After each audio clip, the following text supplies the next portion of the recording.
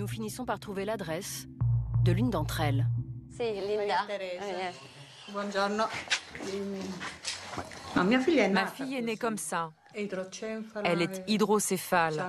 Elle a le crâne un peu déformé. Si vous voulez, vous pouvez monter, mais pas avec la caméra. À l'étage, Maria, sa fille, est allongée sur un lit médicalisé. À 24 ans, elle a le corps d'une fillette de 5 ans. Voilà pourquoi je ne voulais pas de caméra. Son crâne est déformé, ses membres atrophiés et paralysés. Sa bouche reste grande ouverte, car ses dents ont poussé à l'intérieur de son palais. Maria a du mal à respirer. Elle entend, mais elle ne peut pas parler. Maria est, comment dire, elle est éteinte. L'encéphalogramme est quasi plat.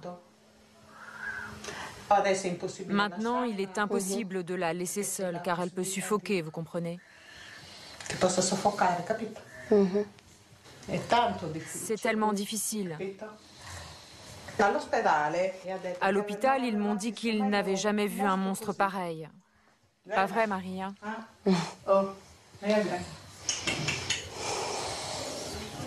Je veux que Maria soit considérée comme un être humain.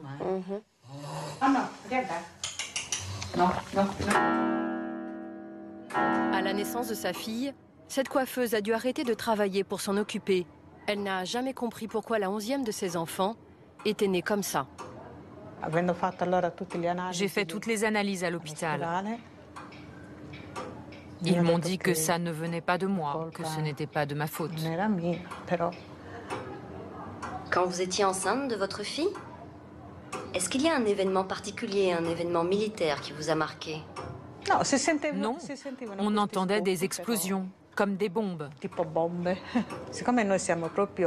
Comme on vivait à proximité, on voyait ces gros nuages. On ne pouvait pas savoir ce que c'était. Jamais on n'aurait pu imaginer que c'était nocif. C'était en 1988, l'année noire d'Escalaplano, celle qui a vu naître la plupart des enfants mal formés.